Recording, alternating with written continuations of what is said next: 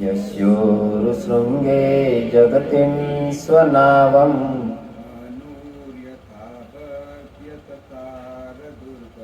मनोर्यथा वज्यततारदुर्गम्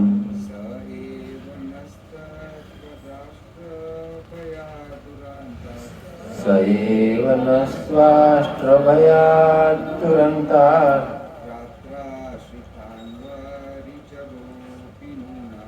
तत्रार्चितान्वारिचरोऽपि नूनम्।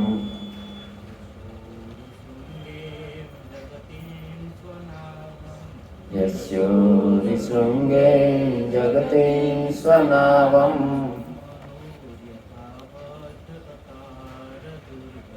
मनो यथा वज्यततारदुर्गम्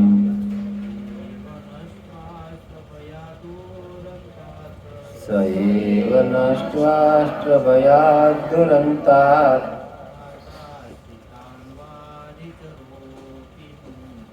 ताताचितान्वारिचरोऽपि नूनम्।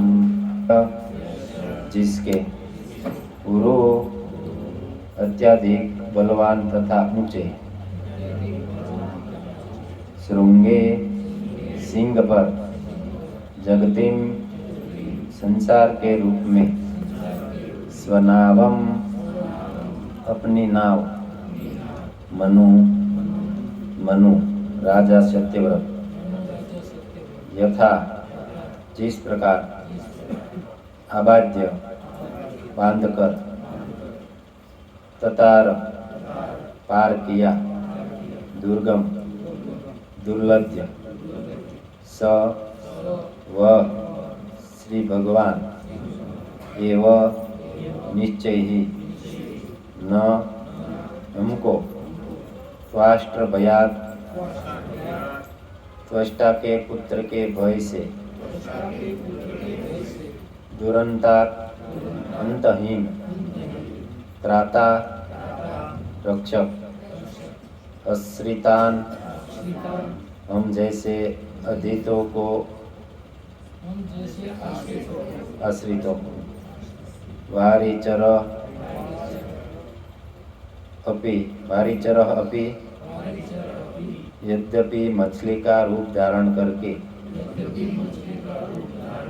नूनम निसंदेह। अनुवाद।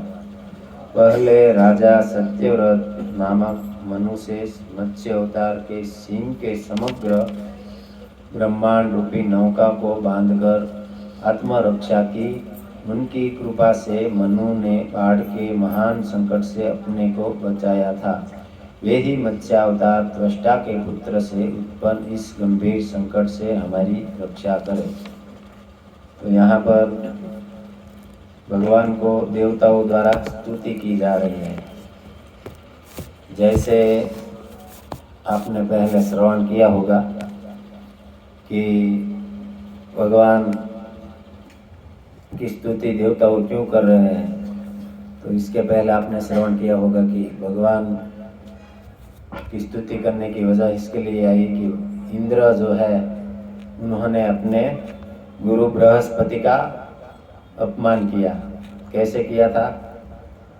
वो अपनी सभा में बैठे थे अपनी पत्नी के साथ, और तभी उनके गुरु महाराज आ रहे थे और उधर सभा में आए तो इंद्र ने कोई जवाब नहीं दिया। तो हमें शास्त्र में ये सिखाता है, हमें हमारे ऊपर प्रभुपाद की इतनी कृपा है कि हम लोग भी अभी जानने लगे हैं कि कोई गुरु आए, वरिष्ठ भक्त आए तो उसके साथ हमें कैसा व्यवहार करना है। तो कोई वरिष्ठ भक्त आता है तो हम खड़े होकर उसका स्वागत करते हैं।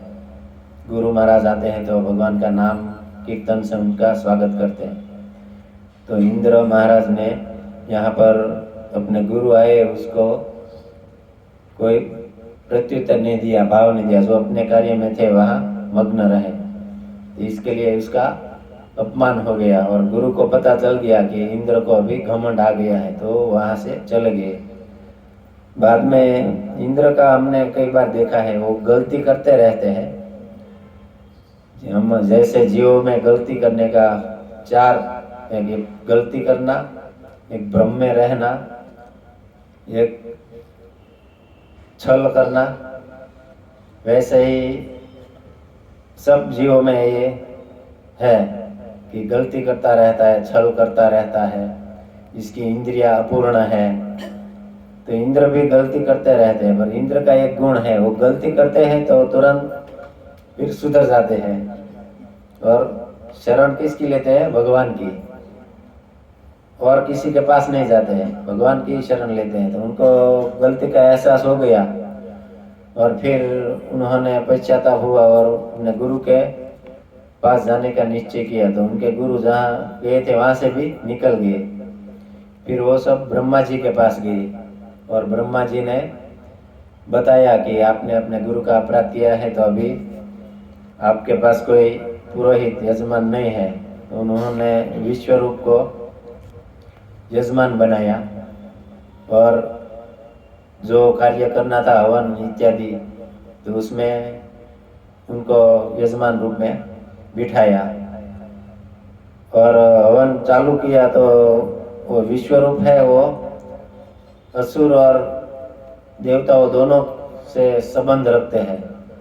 तो उन्होंने, उनके 3 मुख थे, तो 2 मुख से वो देवताओं को आहुति देते थे और एक छुपी रीत से अपने तीसरे मुख से वो असुर के लिए आहुति देते थे।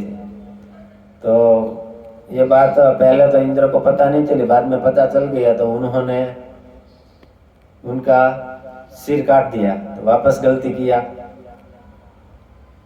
क्योंकि जीव का स्वभाव है गलती करना। तो इससे हमें सीख मिलती है कि हमें भी गलती करने का हमारा स्वभाव है, पर हम भगवान के आश्रित भक्तों के अनुगत्य में उनके आदेश के अनुसार चलेंगे तो हमारे से गलती नहीं होगी। तो भगवान के भक्त का आदेश का पालन करेंगे तो, और अपने आप से मनमाना ढंग से काम करेंगे तो ऐसे ही गलती होती रहेगी। जैसे इंद्र ने एक बार पता चला कि गुरु का अपमान किया है, तो भी यहाँ तो अभी वो गुरु तुल्य ही थे, ब्राह्मण थे, उनका तो मर्डर कर दिया। तो फिर उनको ब्रह्म हत्या का पाप लगा। तो प्रभुपाद महाराज इधर लिखते हैं कि इंद्र भी सामर्थ्य थे कि वो ब्रह्म हत्या का पाप को वो ना ले, उसके पास इतना सामर्थ्य था, तो भी उन्होंने स्वीकार कर लिया। और आप सबको मालूम है ये पाप भूमि ने लिया, पृथ्वी ने, जहाँ पर बंजर जमीन पहले नहीं होगी, ये श्राप की वजह से 25% 1/4 भाग उन्होंने लिया, तो रण इत्यादि बंजर जमीन हो गई। दूसरा लिया वृक्षों ने, उनमें से वो गुजराती भाषा में रस निकलता है, उसको गुंदर बोलते हैं, वो उसका पाप है, 25% उन्होंने लिया। फिर जल ने लिया, उनसे वो बुलबुला होता है ना, वो पानी के ऊपर परपोटा गुजराती में, वो अच्छा नहीं गिना जाता, वो एक पाप है। तो यूज़ करने से पहले बुलबुले को हटा के यूज़ करते हैं। और स्त्री ने लिया न मासिक धर्म, तो ऐसे इंद्र का पाप ये सब लोग ले लिए। और बाद में इंद्र भी शांत हो गए, उसको भी पछतावा हुआ कि मैं अभी क्या करूं। तो उन्होंने जो विश्वरूप के पिता थे, उनके पास त्वष्टा के मन में बदले की भावना जगी कि मेरे पुत्र को ये यजमान बना के ले गए थे, पहले प्रार्थना किया कि आओ आओ आप, कोई नहीं था तो, और जब भी उसकी थोड़ी सी गलती थी तो उसका मर्डर कर दिया। तो मैं भी अभी इंद्र को मारने वाला एक पुत्र उत्पन्न करूंगा, इसके लिए उन्होंने हवन किया। तो पहले क्या था, ब्राह्मणों के अंदर शक्ति थी, इतनी पावर था, ब्रह्म तेज तपस्या का, कि जो वो मंत्रों से जो कराना चाहते थे वो हो जाता है। आज भी हो सकता है, पर किसी के पास ऐसी सामर्थ्यता नहीं है। हवन करना है तो पहले तो गाय का शुद्ध दूध चाहिए, उसमें से दही बनाया हुआ, और वो दूध कौन सा वाला, जो गाय की बछड़ी ने पहले पी लिया हो, उसमें बचा हो, तो अब वो ऐसा सब कहाँ लेने जाएंगे, इसके लिए अपराध होता रहेगा और जो कार्य है वो पूर्ण नहीं होता है। तो अभी कलयुग में एक ही जप यज्ञ नाम जप यज्ञोस्मि, हरे कृष्णा कृष्णा कृष्णा हरे हरे, हरे राम राम राम हरे। भगवान का नाम का जप ही करने का यहाँ पर आपको हर बार बताते होंगे।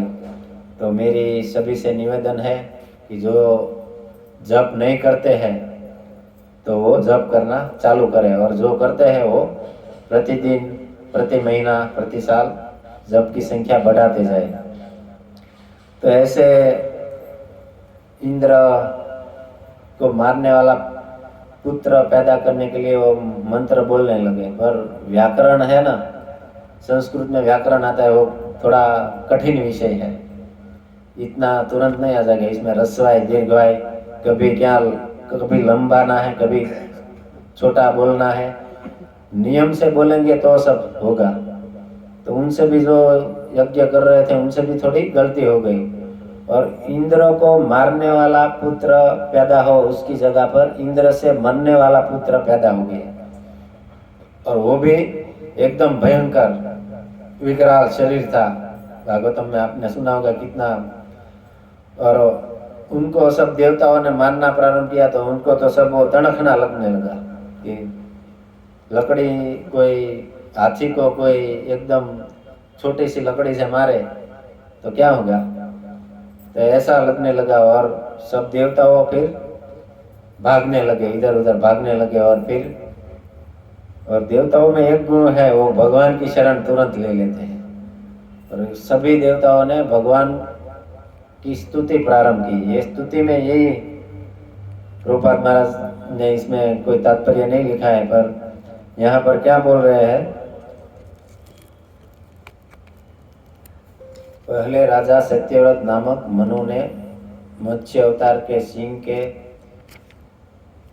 ब्रह्मांड रूपी नौका, मतलब पहले एक राजा हुए मनु के, जब वैवस्वात मनु सूर्य के पुत्र है सत्यव्रत राजा, उनका पहले वो सत्यव्रत राजा थे, बाद में वो श्राद्ध देव मनु कहलाए।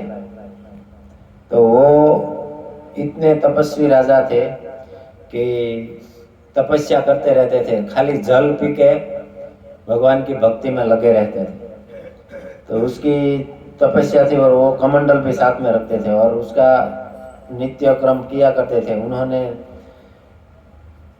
नदी में जाके अपने अंजलि देते थे, तो अंजलि देते देते वक्त एक समय उसके हाथ में एक मछली आ गई, तो फिर उसको पानी में छोड़ने लगे। तो मछली ने उसको पूछा कि आप मेरे को पानी में मत छोड़िए, बड़े बड़े जीव जंतु रहते हो, मेरे को खा जाएंगे, तो आप मेरे को अपने साथ ले जाइए। ये तो भगवान के भक्त थे और दयालु भी थे, तो ठीक है चलो मैं ले लेता हूँ। उसने अपने कमंडल में उसको रख दिया। तो कमंडल में रखा, बाद में वो मछली बड़ी हो गई, धीरे धीरे कमंडल में जगह नहीं बचा, इतना हो गया। फिर बाद में बोलने लगी वो कि मैं अभी कहाँ जाऊँ, मेरे को ये जगह छोटा पड़ रहा है। तो राजा ने उसको एक बड़े कुएं में डाला। कुएं में डाला तो देखते ही देखते वहाँ पर से भी वो बड़ी हो गई। फिर भी राजा को बोलने लगे, फिर इधर भी मैं नहीं समा रही हूँ, तो आप मेरी कुछ व्यवस्था कीजिए। तो राजा ने उसको सरोवर में डाला, छोटे सरोवर में, तो वो सरोवर भी खत्म हो गया, बड़ी होती जा रही है। तो दूसरे बड़े सरोवर में डाला, तो भी बड़ी होती जा रही है। बाद में उनको समुद्र में डाल दिया, तो समुद्र में भी एकदम बहुत बड़ी हो गई। फिर राजा सत्यव्रत को पता चला कि ये कोई सामान्य जीव नहीं है, उनको पता चल गया कि ये भगवान है, और उसकी स्तुति करने लगे कि आप कौन हैं, मेरे को बताइए। फिर भगवान ने उसको बताया कि मैं ही भगवान हूँ, और जब भी आज के 7 दिन के बाद एक प्रलय होगा, और प्रलय में आपको सभी जीवों को लेकर, ऋषियों को लेकर, सभी बीज वनस्पति आदि सबको लेकर एक नाव आएगी, उसमें चढ़ जाने का है और नाव में सब वस्तु रख देने का, और उस नाव को मेरे सिंह के साथ बांध दो। मत्स्य अवतार हुआ ना जो भगवान का, उसका बड़ा सिंह था, उसमें आप मेरे को बांध देना और मैं आप सबकी रक्षा करूंगा। तो यहाँ पर ये सभी देवताओं जैसे सत्यवत राजा और उसकी प्रजा का आपने रक्षण किया, वैसे ही आप हमारा रक्षण कीजिए, ऐसी स्तुति कर रहे हैं। मैंने इसमें सब लिखा था पर इसमें भी दिखता नहीं है, इसके लिए जो मन में जो याद है वो वैसा बोलता रहता हूँ। अगर कुछ गलती हो जाए तो क्षमा कर देना। तो ऐसे भगवान अपनी भक्तों की प्रार्थना सुनते हैं। जैसे प्रभुपाद महाराज ने हमको बताया है कि कुछ भी हमको पाना है, कुछ भी, वैसे तो हमें सिखाया गया है कि हमको भौतिक चीज़ का लालच नहीं करना है। हमें हमेशा भक्तजनों से, भगवान से हमारी भक्ति में प्रगति कैसे हो, हम इस संसार चक्र से कैसे छूट जाए, वही सिखाया है। प्रभुपाद भी भगवान से प्रार्थना करते रहते हैं। एक बार प्रभुपाद अपने प्रवचन में कह रहे थे कि मैं जो माया शक्ति है उनसे डरता नहीं हूँ, मेरे को माया कभी छू भी नहीं सकती। तो उनके शिष्य उनके साथ में ही थे, उन्होंने भी सुना। और बाद में दूसरे ही दिन प्रभुपाद भगवान के दर्शन के लिए गए तो वहाँ पर प्रार्थना कर रहे हैं, हे राधा गिरधारी, आप मुझे अपनी माया शक्ति से बचाना, जिसके झपटे में मैं न आ जाऊँ, और मैं आप मेरे को अपनी माया से रक्षा करना।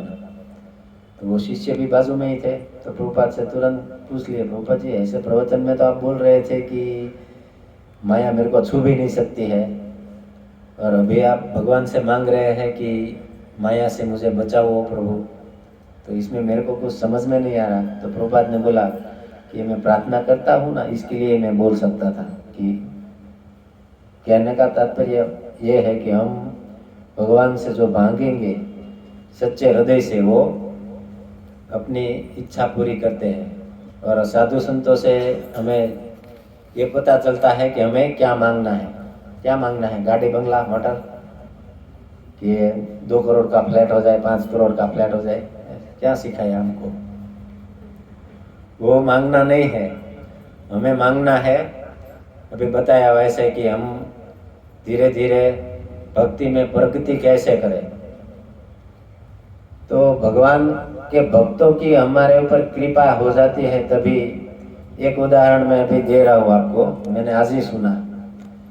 एक परम पूज्य राधा गोविंद गोस्वामी महाराज, हमारे गुरु महाराज, हमारे एक ग्रुप के हैं, उनकी पत्नी उनके साथ वृंदावन गई थी।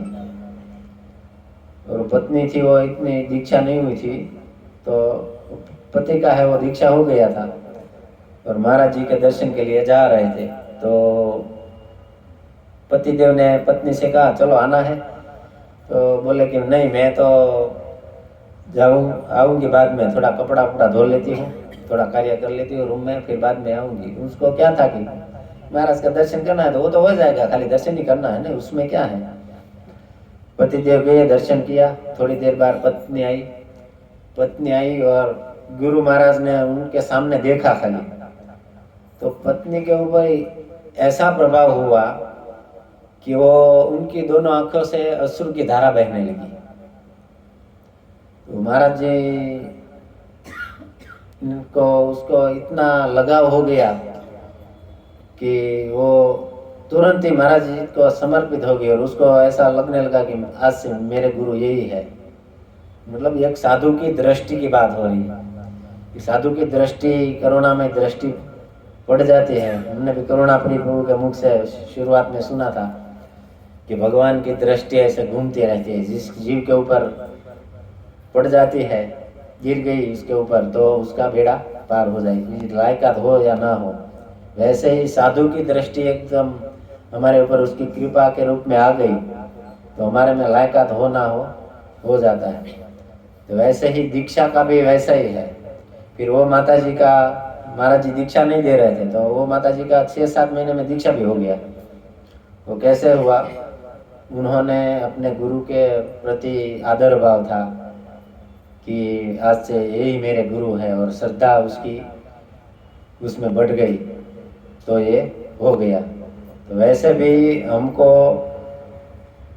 ये समझना चाहिए कि हमारे अंदर जो पहले का जो कर्म है उनको नष्ट करने की ताकत नहीं है, और गुरु महाराज की कृपा हो जाए तो सब नष्ट हो जाएगा। तो इसके लिए हमें गुरु शिक्षा, गुरु की आज्ञा में रहकर भजन करना चाहिए। तो कहाँ से बात निकली थी, मैं भूल गया। ये बात हमको कहाँ से निकली? मेरा भूलने का स्वभाव है, तो मैं पूछता रहूंगा। दृष्टि से निकली थी ना। तो ऐसे ही देवता लोग सब दृष्टि करते हैं, भगवान की ओर दृष्टि करते हैं, उनसे प्रार्थना करते रहते हैं कि हे प्रभु हमें बचाओ। हमें क्या मांगना है? आपकी भक्ति मिले, शुद्ध भक्तों का संगति मिले, तो ही हमारा बेड़ा पार होगा। तो आज भक्ति सिद्धांत सरस्वती ठाकुर, आप में से किसी ने इसका दर्शन नहीं किया है तो सब दर्शन किया ही होगा। यह है भक्ति सिद्धांत सरस्वती ठाकुर। आज इनका तिरुभाव दिन है। तो हम भक्तों का तिरुभाव दिन, आविर्भाव दिन क्यों मनाते हैं? क्योंकि उनके अंदर जो गुण है, हम इसका गुणगान करेंगे, इसके बारे में बोलेंगे, तो भगवान को अपने भक्त ज्यादा प्रिय है। तो इसके ये मानो कि भक्ति सिद्धांत सरस्वती महाराज है, आज उसका हम गुणगान गाएंगे तो भगवान तुरंत प्रसन्न हो जाएंगे। आपने कई बार सुना होगा कि भगवान को प्रसन्न करना है तो उनके भक्त को प्रसन्न कर लीजिए। तो ऐसे ही आज भक्ति सिद्धांत सरस्वती ठाकुर, जो कि एक सिंह गुरु के रूप में आए थे, आपने नाम सुना होगा ना, कि वो एक सिंह जैसे गुरु थे। शेर कैसा होता है? एकदम किसी से डरने वाला नहीं। जो भी आए उनको उनके गुजराती में सण तो जवाब हम आपी दे। कोई कहीं खोटू करतु હોય तो तरत सीधो सटासट આપણે એ નથી કરવાનું। આપણે તો તૃણાતપી સુનિચે ન તરોરપી સહિષ્णु नाम। भक्ति सिद्धांत सरस्वती महाराज जी कौन से? भक्ति विनोद ठाकुर एमना पुत्र। तो भक्ति विनोद ठाकुर जगन्नाथपुरी में रहता અને એને ભગવાન જગન્નાથજી સપનામાં આવ્યા અને એમને પુત્રની ઈચ્છા કરી ભક્તિ વિનોદ ઠાકોરે। તો જગન્નાથજી, સાક્ષાત જગન્નાથજી એમ કહે છે, તમે બિમલા માતાજી, જગન્નાથપુરી ગયા ને ખબર છે, બિમલા માતાજી એને કે પ્રાર્થના કરો, એ તમને પુત્ર આપશે। અને પછી જગન્નાથપુરીમાં તે ભક્તિ વિનોદ ઠાકોરે बिमला माताजी ने प्रार्थना करी कि मने पुत्र आपो। અને પછી આ ભક્તિ સિદ્ધાંત સરસ્વતી ઠાકોરનો જન્મ થયો। જગન્નાથપુરીમાં જે રથયાત્રા થાય એ જગ્યા ઉપર જ તેમનું ભાડાનું મકાન હતું। તો અત્યારે આપણે બધા ઘરના મકાન પાછળ ભાગી, સુખ સુવિધા પાછળ ભાગી, ભક્તિ વિનોદ ઠાકોર કેટલા ઉચ્ચ ભક્ત છે અને ભાડાના મકાનમાં રહેતા હતા। તો આપણે કઈ વાંધો નથી, પણ પ્રભુપાદે મહારાજે જે કીધું છે એ કરતું જ આવવાનું છે, અને ભાડાનું ઘરનું મકાન લેવાનું, પણ આપણે ભગવાનનું નામ જપવાનું છે, ભગવાનની ભક્તિ કરવાની છે। તપસ્યા જ્યાં સુધી નહીં કરીએ ત્યાં સુધી મેળ નહીં આવે। હુતા રહેવું તો પછી હુતા જ રહેશું। પણ ઘણા ઘણા ભક્તો જે નવા નવા હોય અને શરૂઆતમાં જાગવામાં તકલીફ પડે, પછી ધીમે ધીમે વરિષ્ઠ થઈ જાય તો એને સાવ સામાન્ય થઈ જાય। એમ શરૂઆતમાં નવા નવામાં ભગવાન કસોટી લે કે હું મારા ભક્તની કસોટી લો, એમ જ રાખવાનું કે આળવા થતી હોય તો આપણે એમ રાખવાનું કે કાંઈ પ્રતિકૂળ સંજોગ આવતા હોય ભક્તિમાં તો એવું રાખ્યું કે મને એટલે હિન્દીમાં કહેવાનું उसका कि भगवान हमारी परीक्षा ले रहे हैं और मैं इस परीक्षा से कैसे पार उतर जाऊं, वही मन में रखेंगे तो कुछ भक्ति में बाधा नहीं होगी। तो ऐसे ही भक्ति सिद्धांत सरस्वती महाराज का आविर्भाव है वो 1974 में हुआ था, 1874 में 1874 6 फरवरी दोपहर के 3:30 और गौड़िया में गोविंद मास है और हिंदी में माक्षर महीना, माघ महीना, माघ मास, बंगाल में माघ महीना बोलते हैं। कृष्ण पक्ष ने 5 को उसका आविर्भाव हुआ था जगन्नाथपुरी में।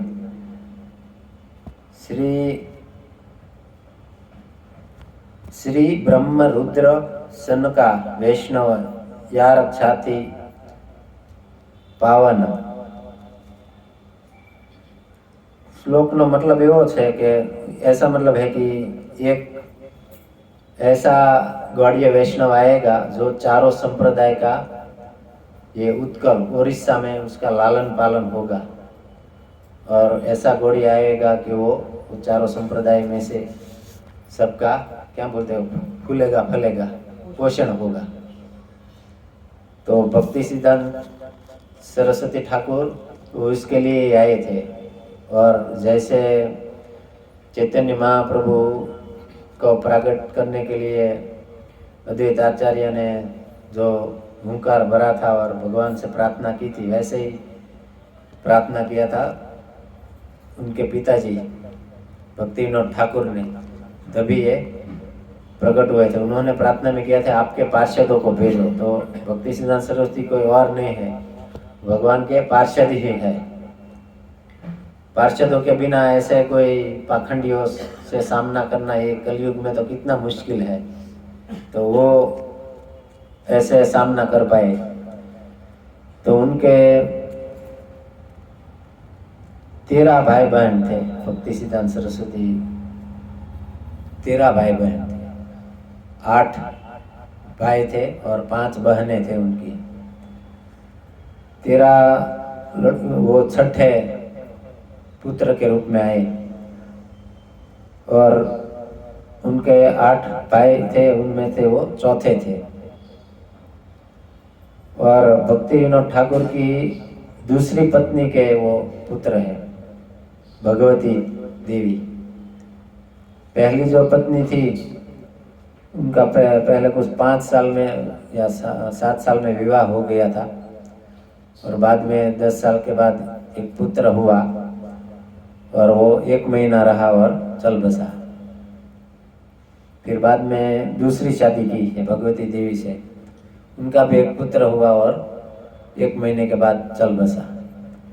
तभी ये भक्ति विनोद ठाकुर ने प्रार्थना किया और प्रार्थना के फल स्वरूप ये पुत्र हुए, उनमें भक्ति सिद्धांत सरस्वती ठाकुर। तो भक्ति सिद्धांत सरस्वती ठाकुर जो है उनका अगर थोड़ा सा भी हमें एक बिंदु मात्र भी गुण आ गया तो हमारा जीवन सफल हो जाएगा। इसीलिए हमें आज भक्ति सिद्धांत सरस्वती से प्रार्थना करना है। आपके मन में जो भी इच्छा है भक्ति विषय में, उनसे प्रार्थना करेंगे तो उनकी प्रार्थना से भगवान हमारी वो इच्छा तुरंत पूरी कर देंगे। तो भक्ति सिद्धांत सरस्वती महाराज के बारे में बताने, वो ब्रह्मा जी की वंशावली में आते हैं। ब्रह्मा जी और चित्रगुप्त उनका पूरा विवरण एक बुक में है, ऐसा ये बुक में लिखा हुआ है। उनकी वंशावली से वो ब्रह्मा जी से, मरीचि से, कश्यप, उनसे ही ये भक्ति सिद्धांत सरस्वती की वंशावली वही है। और जब भी जगन्नाथ रथ यात्रा निकलती है तो भक्ति सिद्धांत सरस्वती महाराज का जब भी जन्म हुआ तभी थोड़े ही दिनों में वो रथ यात्रा निकली और उनके घर के पास रथ पहुंचा तो 3 दिन तक वहां पर रथ खड़ा रहा, क्योंकि उनका एक भक्त है, उनका दर्शन, उनको आशीर्वाद दिए बिना जगन्नाथ जी को वहां से जाना नहीं था। तभी भक्ति विनोद ठाकुर ने वहां पर उनके घर पर भगवान के नाम का कीर्तन किया। क्यों? भगवान तो अपने नाम के कीर्तन से ही प्रसन्न होते हैं। भक्ति विनोद ठाकुर को मालूम था, उन्होंने कीर्तन किया। बाद में उन्होंने अपनी पत्नी को, भगवती देवी को बताया कि आप जाइए और बिमला प्रसाद, वो बिमला माता जी का प्रसाद था ना, तो उनको बिमला प्रसाद कहते थे, बिमला भी कहते थे। बिमला को आप जगन्नाथ जी का आशीर्वाद दिला दो, दर्शन करा दो। तो वो बिमला प्रसाद यानी कि भक्ति सिद्धांत सरस्वती महाराज को जब छोटे बालक थे तभी उनको दर्शन करने रथ यात्रा में उनके घर के सामने ही था, उधर ले गए। तो जगन्नाथ जी ने उनका जो पहना हुआ माला था ना, वो बच्चे के ऊपर गिरा दिया और उसके गले में आ गया सब। तो ऐसे जगन्नाथ जी ने अपने भक्त का स्वागत किया और तभी वहाँ पर उसका अन्न प्राशन संस्कार भी हुआ। बच्चा जन्म लेता है तो थोड़ा टाइम के बाद उसको अन्न खिलाना रहता है ना, तो तभी खिलाया। तो ऐसे कृपा पात्र भक्ति सिद्धांत सरस्वती ठाकुर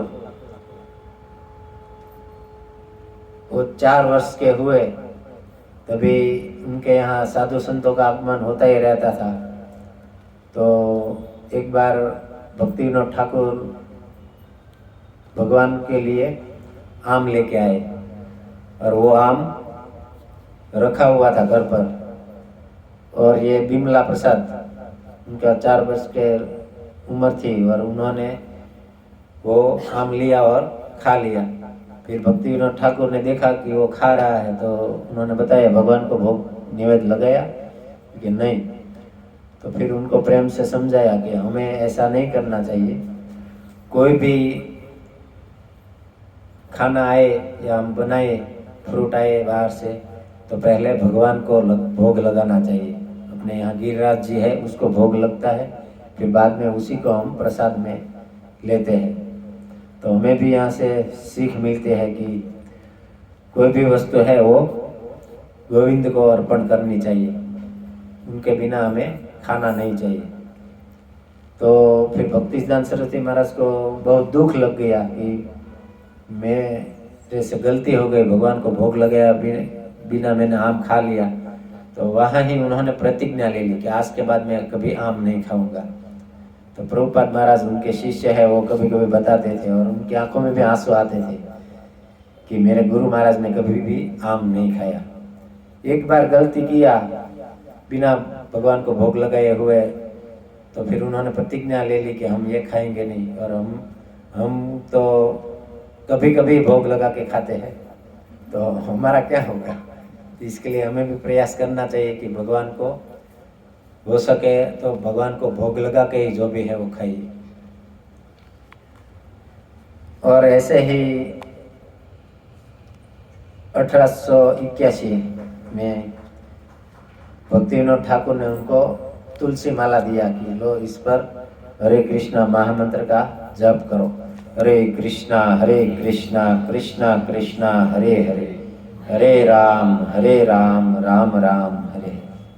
फिर उन्होंने तभी से जप प्रारंभ कर दिया और कलकत्ता नजीक ही रामबाग में वो घर का निर्माण करने लगे, मतलब खुद का घर। जगन्नाथपुरी से फिर कलकत्ता गए और कलकत्ता से वहाँ पर घर के लिए खुदाई कर रहे थे, तो उसमें से कूर्म शालिग्राम निकले। तो तभी ऐसा ही था कि ब्राह्मण के सिवाय कोई शालिग्राम का पूजा नहीं करता था, पर भक्ति विनोद ठाकुर तो भगवान के शुद्ध भक्त थे और उनको पता था कि मेरा लड़का भी भक्त ही है।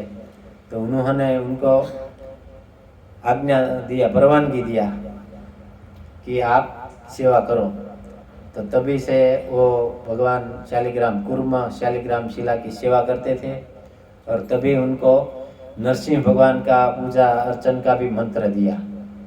तो भक्ति विनोद ठाकुर ने ही अपने बेटे यानी कि भक्ति सिद्धांत सरस्वती महाराज को ये सब बचपन से ही सब सिखा दिया। और ऐसे ही वो चैतन्य महाप्रभु के मिशन में वो लग गई। कहाँ से चालू हुआ? पूजा से चालू कर दिया ये। क्योंकि हम जब तक भगवान का सेवा नहीं करेंगे तब तक हमारा अंदर का जो मल है वो नहीं जाएगा। हमने कई साधु संतों के मुख से भी सुना हुआ है कि हम भगवान का सेवा क्यों करते हैं। जितनी हम भगवान की सेवा करेंगे उतना हमारा हित होगा। हमारे अंदर जो काम, क्रोध, लोभ, मद, मत्सर्य सब है वो सब खत्म होगा। तो हमें भगवान की प्रसन्नता से, हम सरल भाव से सेवा करेंगे, कोई भी बिना कपट का, तो तुरंत भगवान प्रसन्न हो जाते हैं। जैसे आपने रामायण में सुना होगा कि भगवान राम किन से प्रसन्न हुए? सरल स्वभाव से प्रसन्न थे। तो केवट है, उनका स्वभाव कितना सरल था, शबरी का स्वभाव कितना सरल था। तो ऐसे सरल भाव से हम भगवान का भजन करेंगे तो तुरंत भगवान प्रसन्न होते हैं। तो चैतन्य महाप्रभु ना दर्शन के लिए वो जाते थे और भगवान की सेवा करते थे। और चैतन्य महाप्रभु के दर्शन को जाते थे तो उन्होंने 2 श्लोक का रचना भी किया था। और धीरे धीरे उनकी ख्याति बढ़ने लगी और उनसे सब मिलने आने लगे। तो एक विख्यात बंगाली बाबा थे, वो भी उनसे मिलने आए।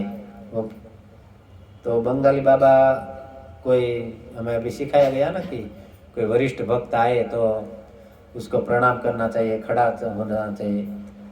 तो भक्ति सिद्धांत सरस्वती महाराज ने उनको प्रणाम ही नहीं किया, वैसे ही बैठे रहे। तो भक्ति विनोद ठाकुर से वो बाबा जी ने पूछा, आपका लड़का मेरे को प्रणाम नहीं किया, तो ऐसा क्यों? तो उन्होंने मुंह पर भी बोल दिया कि मैं सहजिया को प्रणाम नहीं करता हूँ।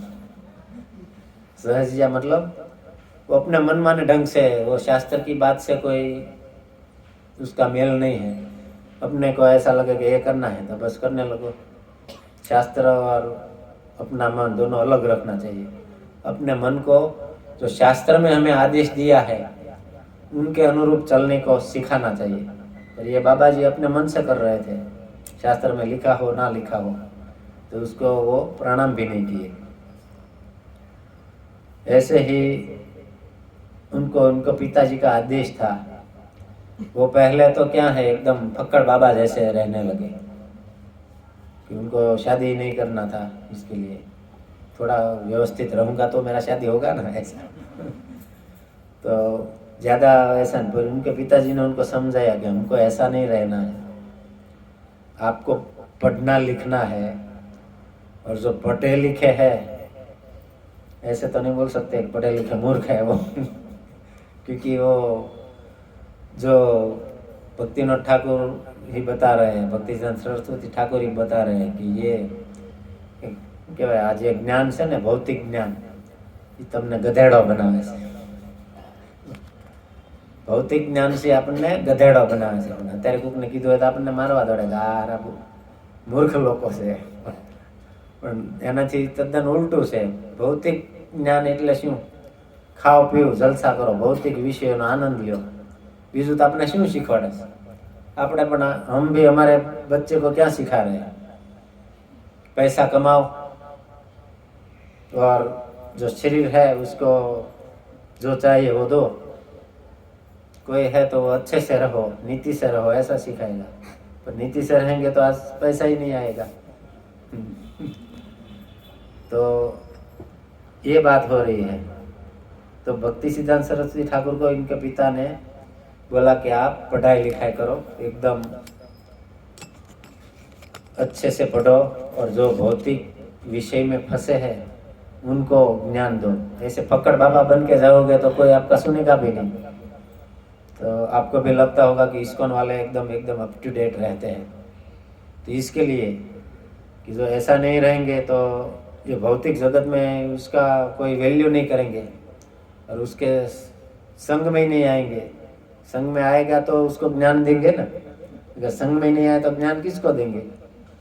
तो आप देख रहे हैं सब अभी जो भौतिकता से संपन्न लोग हैं वो भी प्रभुपाद की महाराज की कृपा से धीरे धीरे भक्ति में आने लगे हैं। 16 माला कर रहे हैं, मंगला आरती कर रहे हैं, श्रृंगार आरती कर रहे हैं, भगवान की सेवा कर रहे हैं। मतलब ब्राह्मणों के गुण, ब्राह्मण दीक्षा भी दे रहे हैं, अभी ब्राह्मण बना दिया। और भक्ति सिद्धांत सरस्वती महाराज तो इसके लिए आए थे कि ब्राह्मण से भी श्रेष्ठ है अगर वो भजन नहीं कर रहा है तो जो भगवान का भजन कर रहा है वो वैष्णव श्रेष्ठ है। तो ऐसे भक्ति सिद्धांत सरस्वती ठाकुर भी 1880 में इंग्लिश शाला में वो दाखिला लिया और पढ़ने लगे। वो 7 वर्ष के थे तभी उन्होंने भगवद गीता के 700 श्लोक कंठस्थ कर लिए। वो अपनी पढ़ाई भी कर रहे हैं और आध्यात्मिक पढ़ाई भी कर रहे हैं। वो अलग अलग नरोत्तम दास ठाकुर के सब पुस्तक है वो भी पढ़ते रहते थे और वो इंग्लिश भी पढ़ते रहते थे। हमारे से तो ऐसा नहीं होता है, अभी एक ही कार्य होगा। पर वो भक्ति सिद्धांत सरस्वती ठाकुर थे, उनके ऊपर भगवान की कृपा थी तो वो दोनों कार्य कर रहे थे। और 1883 में कोलकाता के बाजू में रामपुर में यूनियन शाला में वो दाखिला हुआ उनका। और 87 में कलकत्ता मेट्रोपॉलिटन इंस्टीट्यूट में उनका दाखिला हुआ और संस्कृत व्याकरण और ज्योतिष शास्त्र, खगोल शास्त्र, उन सब की पढ़ाई की।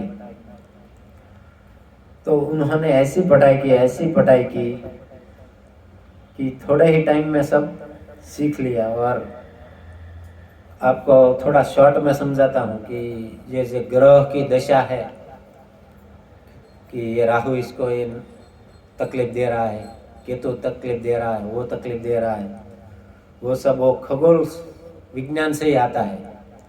तो भक्ति सिद्धांत सरस्वती महाराज इतने पारंगत हो गए थे कि कौन से समय पे क्या होगा वो सब वो ग्रह की दशा से सब नक्की हो जाता था। तो उन्होंने इसमें मास्टरी हासिल कर ली।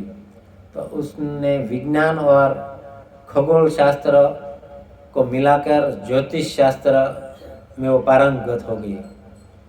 अभी सबका ज्योतिष देखते हैं तो आपका ये होगा, तो उसकी जन्म की कुंडली के वो नक्षत्र पे होता है ना, तो परफेक्शन वो भक्ति सिद्धांत सरस्वती ठाकुर ने किया। तो उसको भक्ति सिद्धांत सरस्वती का पद भी मिल गया 15 साल में ही, 15 साल के थे तभी। और उनके 2 शिक्षक थे, उन्होंने उनको ये पदवी दे दिया। और 15 साल की उम्र में उनका नाम था महेश चंद्र चूड़ामणि और पंडित सुंदरलाल, और उन्होंने ये पदवी दिया। क्यों? विज्ञान को साथ में रखकर। पहले क्या होता था, थोड़ी भी त्रुटि हो जाए तो सब ज्योतिष शास्त्र गलत हो जाता था। आज यही हो रहा है, किसी को कुछ पता नहीं है तो भक्ति सिद्धांत सरस्वती ठाकुर वो लाए। आज भी उनका वो आधार पर ही सब चल रहा है। तो ऐसे भक्ति सिद्धांत सरस्वती ठाकुर के बारे में जितना भी कहा जाए, मैंने तो 2 घंटा बोल इतना तैयारी सब किया हुआ है इसमें। कितना समय है अभी? हो गया समय। तो ऐसे ही भक्ति सिद्धांत सरस्वती ठाकुर जो है वो अपने पिताजी है उनको सपोर्ट किया करते थे। और भक्ति विनोद ठाकुर प्रवचन देने एक गांव से दूसरे गांव में ऐसे जाते रहते थे। तो एक बार वो पिताजी के साथ में वो भी जाते थे, पढ़ते भी थे, ये भी करते थे, सब कर रहे हैं। वो टाइम का एडजस्ट कर रहे थे। हमें यहाँ से सीख मिलती है। कोई बोलता है टाइम ही कहाँ है प्रभु जी, मंगला में आना है, भागवत में आना है, गुरुवार के प्रोग्राम में आना है, पर समय ही कहाँ मिलता है। तो भक्ति सिद्धांत सरस्वती महाराज इंग्लिश स्कूल में पढ़ते थे, अपना अध्ययन भी करते थे, भगवान की सेवा भी करते थे। उनके पास टाइम था तो हमारे पास भी टाइम है पर वो आलस में जा रहा है, तो कैसे भी हमें टाइम निकालना चाहिए।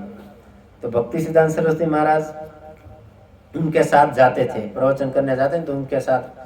पहले कोई ऐसा कुछ था नहीं, जो भी संस्कृत में लिखा हुआ हो पेपर था, कागज में ही लेके जाते थे, बुक ऐसा कुछ लगभग कम था।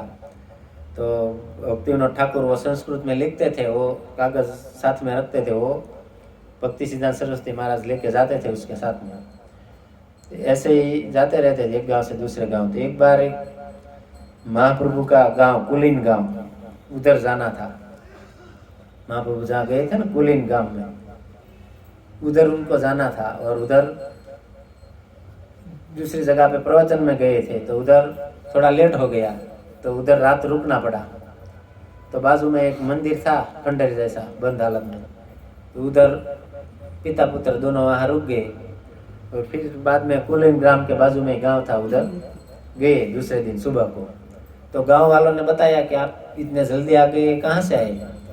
तो बताया कि हम ये बाजू में इधर मंदिर है, वो उधर रुके थे, थोड़ा लेट हो गया तो उधर रुक गए और फिर बाद में इधर सुबह पहुंच गए। तो वो गांव वालों ने बताया कि उधर तो भूत रहता है, वहाँ तो किसी को रुकने भी नहीं, रात को उधर कोई जाता है तो वो ईंट पत्थर से उसको मारते हैं और जोर जोर से बूम बराड़ा करते हैं। तो आपको ऐसा कुछ नहीं हुआ? ठीक है, आया था मेरे पास भी।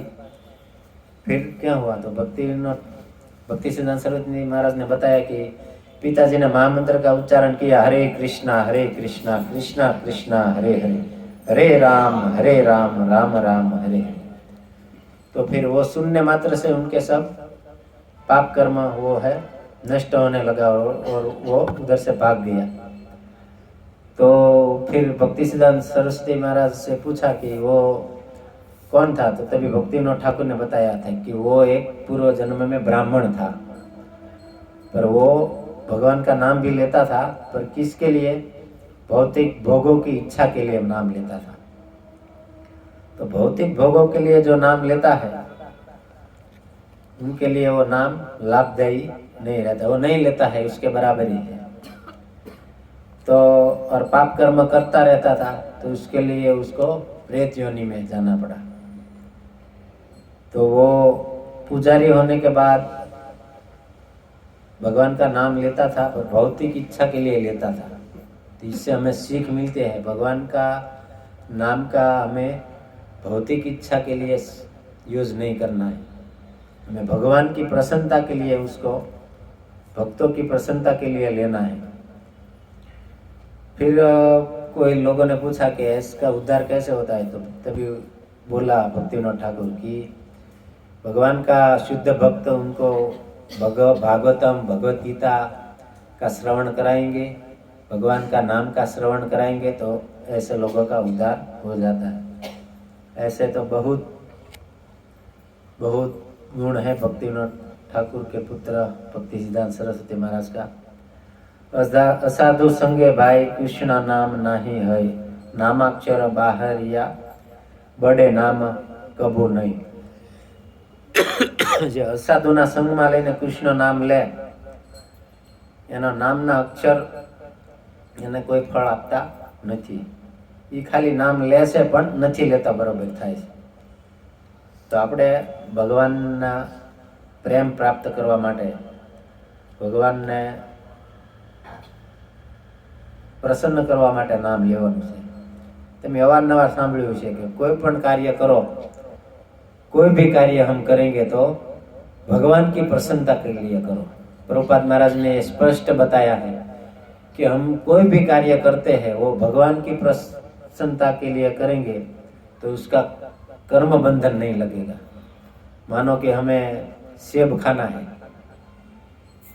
तो सेब लाओ, अपने यहाँ ठाकुर जी है उसको भोग लगाओ और खा लो। कौन ना बोल रहा है?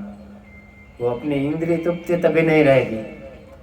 तो भगवान को भाव ऐसा रखना है कि भगवान पहले खाएंगे, बाद में वो मैं प्रसाद के रूप में ग्रहण करूँगा, तो वो इंद्रिय तृप्ति नहीं मानी जाएगी। बाकी तो भगवान ने भगवद गीता में कहा है कि जो मुझको अर्पण किए बिना खाता है वो मुंजते ते तगम पापा, पाप ज खाई रह्यो छे। यज्ञशिष्ट શ્લોક બધાને આવડતો જ છે, પણ આપણે પણ કોઈ પણ કાર્ય ભગવાનની પ્રસન્નતા માટે કરવું જોઈએ. અને એ ગુણ ભક્તિ સિદ્ધાંત સરસ્વતી ઠાકુરમાં હતા. એ કોઈ પણને, એના ઘણા ઘણા ઉદાહરણ છે. એ કોઈને હાજર જવાબ આપતા. એમના એક शिक्षक थे, वो नास्तिक थे. तो उन्होंने भक्ति विनोद ठाकुर को भी व्याकरण सिखाया था. इतने बड़े पंडित, उनके पिताजी को सिखाया और उनके पुत्र को भी सिखा रहे हैं, पर वो नास्तिक थे. तो भक्ति सिद्धांत सरस्वती ठाकुर उनसे सीख रहे थे. तभी उन्होंने बताया, आप कुछ भगवान के बारे में भी इतने ज्ञान है आपको व्याकरण का, तो भगवान के बारे में कुछ बताइए. तो वो बोल रहे थे कि मैंने कभी भगवान को देखा ही नहीं है, तो मैं भगवान के बारे में कुछ बता ही नहीं सकता. क्यों? मैंने देखा ही नहीं है और मैं उसके बारे में बताऊंगा तो फिर मेरा गलत होगा, तो सब मेरे को मूर्ख मानेंगे. तभी तुरंत भक्ति सिद्धांत सरस्वती ठाकुर ने कहा कि आपने एक ये ग्रंथ लिखा है, उसमें तो आपने लिख दिया है कि भगवान निराकार है, उसका कोई आकार नहीं है, तो आपने बिना देखे ही ऐसा बोल दिया. तो मतलब उनके गुरु थे शिक्षा देने वाले, तो भी उसको सिंह जैसे जवाब दे दिया कि आपने तो ये लिखा है, उसमें तो निराकार लिखा है, तो आपने बिना देखे ही लिख दिया, मन गणत ऐसे ही लिख देते हो. तो तुरंत उसकी बोलती बंद होगी. तो ऐसे भगवान के शुद्ध भक्त के हमें आज के दिन यही प्रार्थना करनी चाहिए कि हम भगवान कृष्ण में हमारी मति कैसे लगे, हमारा जीवन भगवान को कैसे समर्पित हो. आप हमें बल दीजिए. हमारी कोई ऐसी योग्यता नहीं है, पर आपके बल से हमें कृष्ण और भगवान राम हमें स्वीकार कर लेंगे. श्री भक्ति सिद्धांत सरस्वती ठाकुर पाद की जय. हरे कृष्णा कृष्णा कृष्णा हरे हरे, हरे राम राम राम.